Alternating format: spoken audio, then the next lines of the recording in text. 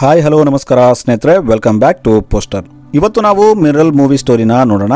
ಇದರ IMDb rating 5.7 ಇದೆ. So ಇದೊಂದು ಮಲಯಾಳ ಮೂವಿ ಆಗಿದ್ದು ಮೂವಿ ತುಂಬಾ ಇಂಟ್ರೆಸ್ಟಿಂಗ್ ಆಗಿದೆ. ಸೊ ವಿಡಿಯೋನ ಲಾಸ್ಟ್ ವರೆಗೆ ನೋಡಿ. ಇನ್ನು ಮೂವಿ ಸ್ಟಾರ್ಟಿಂಗ್ ನಲ್ಲಿ ಒಂದು ಫ್ಯಾಮಿಲಿನ ತೋರಿಸ್ತಾರೆ. ಈ ಫ್ಯಾಮಿಲಿಯಲ್ಲಿ 3 ಜನ ಇರ್ತಾರೆ. ಇನ್ನು ಅವರ ಹೆಸರು ನೋಡೋದಾದ್ರೆ ವೈಫ್ ಹೆಸರು ರಮಾ ಮತ್ತು ಗಂಡನ ಹೆಸರು ಹರಿ. ಇನ್ನು ಇವರಿಗೆ ಒಬ್ಬ ಮಗ ಕೂಡ ಇರ್ತಾನೆ, ಅವನ ಹೆಸರು ಸಾಯಿ. ಸೊ ಇವರು ರಾತ್ರಿ ಟೈಮಲ್ಲಿ ಎಲ್ಲೋ ಹೋಗ್ತಿರ್ತಾರೆ. ಆಗ ಹರಿಗೆ ಯಾರೋ ಕಂಟಿನ್ಯೂ ಆಗಿ ಕಾಲ್ ಮಾಡ್ತಿರ್ತಾರೆ. ಅದಕ್ಕೆ ಹರಿ ಕಾರಿಂದ ಇಳಿದು ಫೋನ್ ಮಾತನಾಡಲು ಹೊರಗೆ ಹೋಗ್ತಾನೆ. ಈ ಕಡೆ ರಮಾ ತನ್ನ ಮಗನಿಗೆ ಮೊಬೈಲ್ ನಲ್ಲಿ ಏನೋ ತೋರಿಸ್ತಿರ್ತಾಳೆ. ಹರಿ ಫೋನ್ ಅಲ್ಲಿ ಮಾತಾಡ್ತಿದ್ದಾಗ ಯಾರೋ ದೂರದಿಂದ ಅವನನ್ನೇ ನೋಡ್ತಿರ್ತಾರೆ. ಆದ್ರೆ ಹರಿ ಅದನ್ನ ಗಮನಿಸಲ್ಲ. ಆಗ ಅಚಾನಕ್ಕಾಗಿ ಅಲ್ಲಿ ಒಬ್ಬ ವಿಚಿತ್ರವಾದ ವ್ಯಕ್ತಿ ಬರ್ತಾನೆ. ಈತ ಒಂದು ಕಬ್ಬಿಣದ ರಾಡ್ ತಗೊಂಡು ಹರಿಗೆ ಹೊಡಿತಾನೆ. ಹರಿ ಅಲ್ಲೇ ಸತ್ತೋಗ್ತಾನೆ. ಆಗ ವ್ಯಕ್ತಿ ಅಲ್ಲಿಂದ ರಮಾ ಮತ್ತು ಸಾಯಿ ಕಡೆ ಬರ್ತಿರ್ತಾನೆ. ಆಗ ರಮಾ ಅವನನ್ನ ನೋಡಿ ಜೋರಾಗಿ ಹಾರ್ನ್ ಮಾಡ್ತಾಳೆ ಮತ್ತು ತಮ್ಮನ್ನ ಯಾರಾದ್ರೂ ಕಾಪಾಡೋಕೆ ಬರ್ತಾರೇನೋ ಅಂತ ನೋಡ್ತಿರ್ತಾಳೆ. ಆಗ ಆ ವ್ಯಕ್ತಿ ಕಾರ್ ಹತ್ರ ಬಂದು ವಿಂಡ್ಶೀಲ್ಡ್ ನ ಹೊಡಿತಿರ್ತಾನೆ. ಅವನು ಗಾಜನ್ನ ಹೊಡೆದು ರಮಾನ ಕಾರಿಂದ ಹೊರಗೆ ಎಳಿತಾನೆ. ಆಗ ಸಡನ್ ಆಗಿ ರಮಾಗೆ ಎಚ್ಚರಿಕೆ ಆಗುತ್ತೆ. ಆಕ್ಚುಲಿ ರಮಾ ಇಲ್ಲಿ ಕನಸು ಕಾಣ್ತಿರ್ತಾಳೆ. ರಮಾ ಎದ್ದು ಹೊರಗೆ ಹೋಗಿ ನೋಡ್ತಾಳೆ. ಆಗ ಸಾಯಿ ಅಲ್ಲಿ ಆಟ ಆಡ್ತಿರ್ತಾನೆ. ಆಮೇಲೆ ರಮಾ ಕಿಚನ್ಗೆ ಹೋಗಿ ನೋಡ್ತಾಳೆ. ಇಲ್ಲಿ ಹರಿ ಏನೋ ಕೆಲಸ ಮಾಡ್ತಿರ್ತಾನೆ. ರಮಾ ಅಲ್ಲಿಂದ ರೂಮಲ್ಲಿ ಒಂದು ಕನ್ನಡಿ ಮುಂದೆ ಬಂದು ನಿಂತ್ಕೋತಾಳೆ ಮತ್ತು ಒಂದು ಲಿಪ್ಸ್ಟಿಕ್ ತಗೊಂಡು ಮಿರರ್ ಮೇಲೆ ಗೀಸ್ತಾಳೆ. ಆಗ ರಮಾಗೆ ಅಲ್ಲಿ ಒಂದು ಶಾಡೋ ಕಾಣುತ್ತೆ. ಆಗ ಆಕೆ ಜೋರಾಗಿ ಅಳೋಕೆ ಸ್ಟಾರ್ಟ್ ಮಾಡ್ತಾಳೆ. ಕಿಚನ್ ಅಲ್ಲಿದ್ದ ಹರಿ ರಮಾ ಅಳೋದನ್ನ ಕೇಳಿ ಓಡಿ ಬರ್ತಾನೆ. ಇಲ್ಲಿ ರಮಾ ರೂಮಲ್ಲಿ ಯಾರೋ ಇದ್ದಾರೆ ಅಂತ ಹೇಳ್ತಾಳೆ. ಆದ್ರೆ ಹರಿ ಅದು ನಿನ್ನ ಭ್ರಮೆ, ಇಲ್ಲಿ ಯಾರು ಇಲ್ಲ ಅಂತ ಆಕೆನ ಸಮಾಧಾನ ಮಾಡ್ತಾನೆ.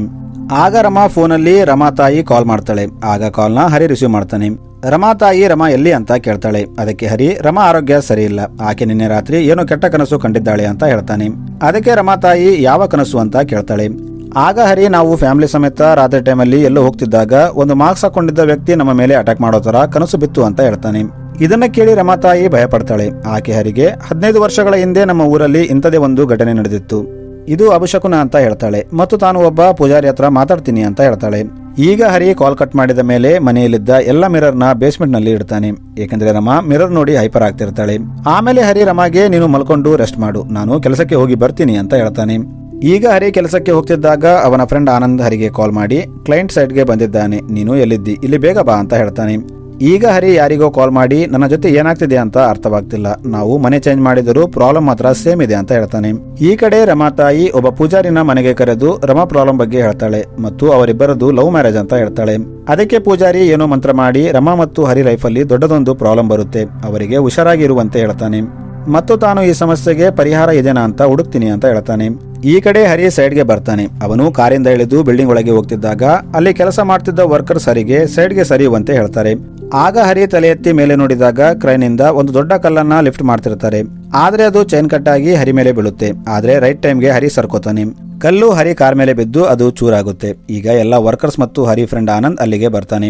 ಆಗ ಹರಿ ಆನಂದ್ಗೆ ಈ ವಿಷಯ ರಮಾಗೆ ಹೇಳ್ಬೇಡ, ಆಕೆ ಮೊದಲೇ ಪ್ರಾಬ್ಲಮ್ ನಲ್ಲಿದ್ದಾಳೆ, ಇದು ಗೊತ್ತಾದ್ರೆ ಮತ್ತೆ ಟೆನ್ಷನ್ ತಗೋತಾಳೆ ಅಂತ ಹೇಳ್ತಾನೆ.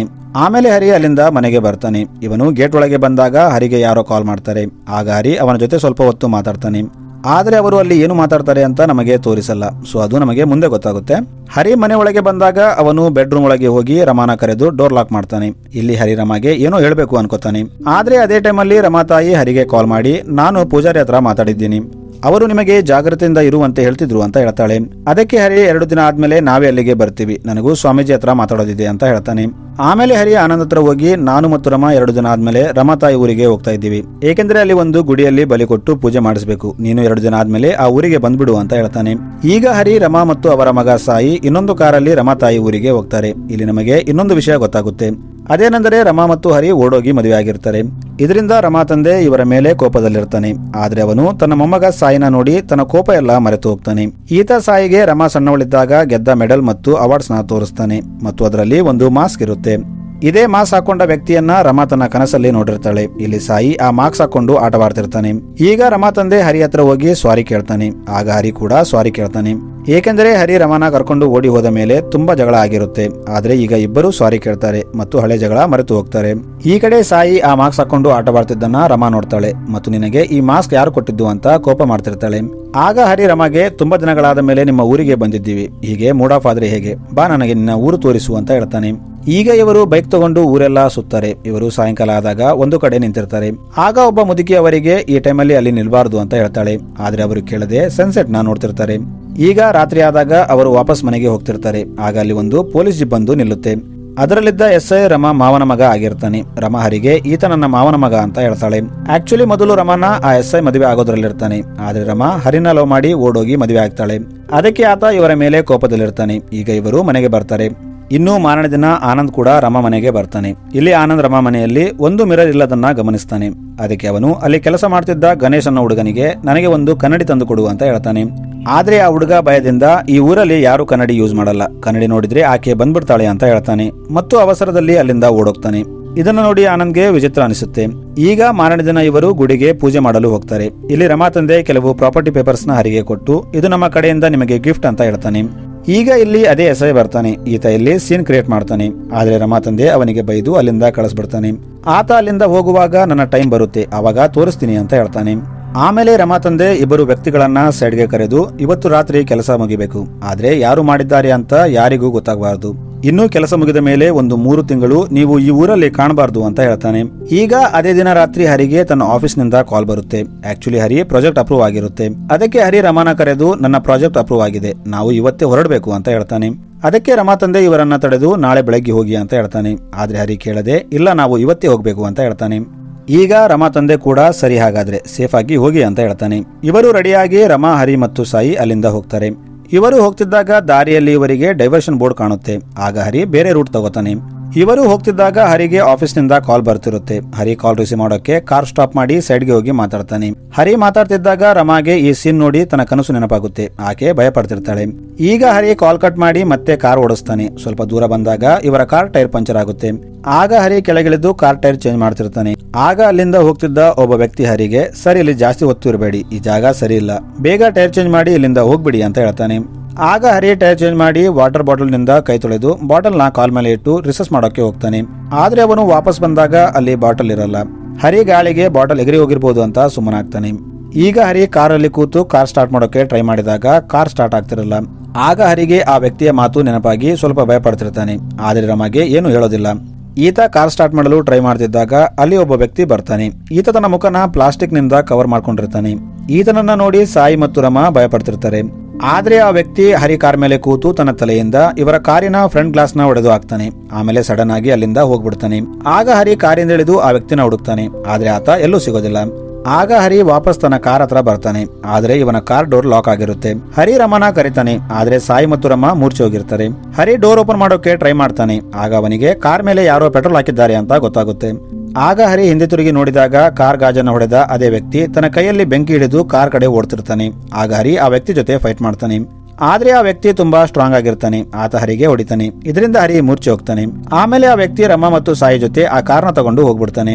ಇನ್ನೊಂದು ಕಡೆ ರಮಾ ತಂದೆ ಯಾರಿಗಾಗಿನೋ ವೇಟ್ ಮಾಡ್ತಿರ್ತಾನೆ. ಆದ್ರೆ ಆತ ಬರದಿದ್ದಾಗ ತಾನೇ ಮನೆಯಿಂದ ಹೊರಗೆ ಹೋಗ್ತಾನೆ. ಮತ್ತೆ ಸೀನ್ ಹರಿ ಕಡೆ ಶಿಫ್ಟ್ ಆಗುತ್ತೆ. ಹರಿಗೆ ಎಚ್ಚರಿಕೆ ಆದಾಗ ಅವನು ಎಲ್ಲ ಕಡೆ ತನ್ನ ಹೆಂಡತಿ ಮತ್ತು ಮಗನ ಹುಡುಕ್ತಾನೆ. ಆದ್ರೆ ಸುತ್ತಲೂ ಕತ್ತಲೆ ಇರುತ್ತೆ. ಇಲ್ಲಿ ಒಂದು ನರಪಿಳ್ಳೆ ಕೂಡ ಇರೋದಿಲ್ಲ. ಹೀಗೆ ಹರಿ ಹುಡುಕ್ತಾ ಇದ್ದಾಗ ಒಂದು ಜಾಗದಲ್ಲಿ ಅವನಿಗೆ ತನ್ನ ಕಾರ್ ಕಾಣುತ್ತೆ. ಹರಿ ಅದರಲ್ಲಿ ನೋಡಿದಾಗ ಯಾರು ಇರಲ್ಲ. ಆದ್ರೆ ಡಿಕ್ಕಿಯಲ್ಲಿ ರಮಾ ತಂದೆ ಮನೆಯಲ್ಲಿ ಕೆಲಸ ಮಾಡ್ತಿದ್ದ ಗಣೇಶ್ ಇರ್ತಾನೆ. ಹರಿ ಗಣೇಶ್ನ ಹೊರಗೆ ತೆಗೆದು ನೀನು ಇಲ್ಲಿ ಹೇಗೆ ಬಂದೆ ಅಂತ ಕೇಳ್ತಾನೆ. ಅದಕ್ಕೆ ಗಣೇಶ್ ನಾನು ಮೊದಲೇ ಹೇಳಿದ್ದೆ ಮಿರರ್ ಬಗ್ಗೆ ಕೇಳಬೇಡಿ ಅಂತ, ಆದ್ರೆ ಈಗ ನೋಡಿದ್ರೆ ಆಕೆ ವಾಪಸ್ ಬಂದಿದ್ದಾಳೆ ಅಂತ ಹೇಳ್ತಾನೆ. ಮತ್ತು ಅಲ್ಲಿಂದ ಓಡೋಕೆ ಸ್ಟಾರ್ಟ್ ಮಾಡ್ತಾನೆ. ಹರಿ ಕೂಡ ಅವನ ಹಿಂದೆ ಓಡ್ತಾನೆ. ಆದ್ರೆ ಗಣೇಶ್ ಎಲ್ಲೋ ಮಿಸ್ ಆಗ್ತಾನೆ. ಇಲ್ಲಿ ಹರಿಗೆ ಏನ್ ನಡೀತಾ ಇದೆ ಅಂತ ಅರ್ಥವಾಗ್ತಿರಲ್ಲ. ಅವನು ಮತ್ತೆ ತನ್ನ ಹೆಂಡತಿ ಮತ್ತು ಮಗುನ ಹುಡುಕ್ತಾನೆ.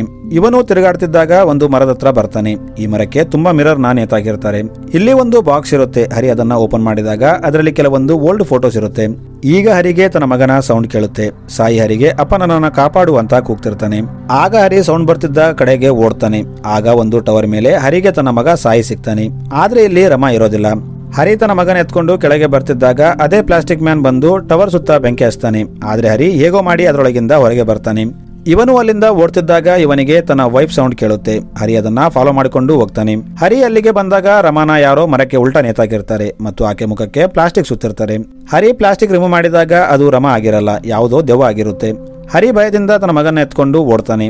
ಹರಿ ಓಡ್ತಿದ್ದಾಗ ಅಲ್ಲಿ ಅವನಿಗೆ ತನ್ನ ಕಾರ್ ಕಾಣುತ್ತೆ. ಹರಿ ಒಳಗೆ ಹೋದಾಗ ಅಲ್ಲಿ ರಮಾ ಇರ್ತಾಳೆ. ರಮಾ ಮೂರ್ಛೆ ಹೋಗಿರ್ತಾಳೆ. ಆಗ ಹರಿಗೆ ರಮಾ ತಂದೆ ಕಾಲ್ ಮಾಡ್ತಾನೆ. ಇಲ್ಲಿ ಹರಿ ರಮಾ ತಂದೆಗೆ ತನ್ನ ಜೊತೆ ನಡೆದಿದ್ದನ್ನ ಹೇಳ್ತಾನೆ. ಆಗ ಅವನಿಗೆ ಒಂದು ಪೋಸ್ಟರ್ ಕಾಣುತ್ತೆ. ಅದರಲ್ಲಿ ಒಬ್ಬ ವ್ಯಕ್ತಿಯ ಶ್ರದ್ಧಾಂಜಲಿ ಹಾಕಿರ್ತಾರೆ. ಆದ್ರೆ ಆ ವ್ಯಕ್ತಿನ ನೋಡಿದಾಗ ಹರಿ ಶಾಕ್ ಆಗ್ತಾನೆ.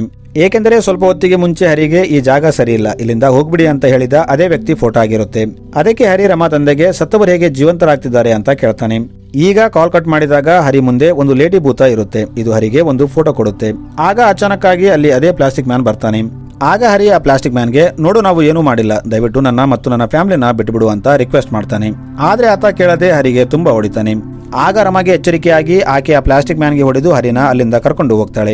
ಇವರು ಈಗ ಕಾರ್ ತಗೊಂಡು ಮುಂದೆ ಹೋಗ್ತಾರೆ. ಆದ್ರೆ ಸ್ವಲ್ಪ ದೂರ ಬಂದಾಗ ಅಲ್ಲಿ ರೋಡ್ ಬ್ಲಾಕ್ ಆಗಿರುತ್ತೆ ಮತ್ತು ಅಲ್ಲಿ ಒಂದು ಡೆಡ್ ಬಾಡಿ ಬಿದ್ದಿರುತ್ತೆ. ಇವರು ಆ ಬಾಡಿನ ನೋಡಿದಾಗ ಇದು ಅವರನ್ನ ಸ್ಟಾರ್ಟಿಂಗ್ ನಲ್ಲಿ ಎಚ್ಚರಿಕೆ ಮಾಡಿದ ಅದೇ ವ್ಯಕ್ತಿ ಆಗಿರ್ತಾನೆ. ಆಗ ಸಡನ್ ಆಗಿ ಆ ವ್ಯಕ್ತಿ ಎದ್ದು, ನಾನು ಆಗಲೇ ನಿಮಗೆ ಎಚ್ಚರಿಕೆ ಮಾಡಿದ್ದೆ, ಈ ದಾರಿಗೆ ಹೋಗಬೇಡಿ ಅಂತ ನಿಮಗೆ ಹೇಳಿದ್ದೆ, ಆದ್ರೆ ನೀವು ಕೇಳಲಿಲ್ಲ. 15 ವರ್ಷಗಳ ಹಿಂದೆ ಒಂದು ಫ್ಯಾಮಿಲಿಯಿಂದ ಒಂದು ಅಂಬಾಸಿಡರ್ ಕಾರಲ್ಲಿ ಹೋಗ್ತಿತ್ತು. ಆಗ ಒಬ್ಬ ಮಾರ್ಕ್ಸ್ ಹಾಕೊಂಡಿದ್ದ ವ್ಯಕ್ತಿ ಅವರನ್ನ ಸಾಯಿಸ್ಬಿಟ್ಟ ಮತ್ತು ನಾನು ಆ ಕೊಲೆಗಳನ್ನ ನೋಡಿದ್ದಕ್ಕೆ ಅವನು ನನ್ನ ಕೂಡ ಸಾಯಿಸ್ಬಿಟ್ಟ. ಈಗ ನೀವು ಈ ದಾರಿಗೆ ಬಂದಿದ್ದೀರಿ, ನೀವು ಕೂಡ ಸಾಯ್ತೀರಾ ಅಂತ ಹೇಳ್ತಾನೆ. ಈಗ ಇಲ್ಲಿ ಅದೇ ಲೇಡಿ ದೆವ್ವ ಬರ್ತಾಳೆ ಮತ್ತು ಆ ಪ್ಲಾಸ್ಟಿಕ್ ಮ್ಯಾನ್ ಕೂಡ ಬರ್ತಾನೆ. ಇವರೆಲ್ಲ ಸೇರಿ ಕಾರ್ ಮೇಲೆ ಅಟ್ಯಾಕ್ ಮಾಡ್ತಾರೆ. ಸೀನ್ ಈಗ ಇಲ್ಲಿಗೆ ಕಟ್ ಆಗುತ್ತೆ. ಇನ್ನೊಂದು ಕಡೆ ಸೀನ್ ಹರಿ ಮತ್ತು ರಮಾ ಕಡೆ ಶಿಫ್ಟ್ ಆಗುತ್ತೆ. ಇವರು ಒಂದು ಜಾಗದಲ್ಲಿ ಶಾಂತಿಯಿಂದ ಕೂತಿರ್ತಾರೆ.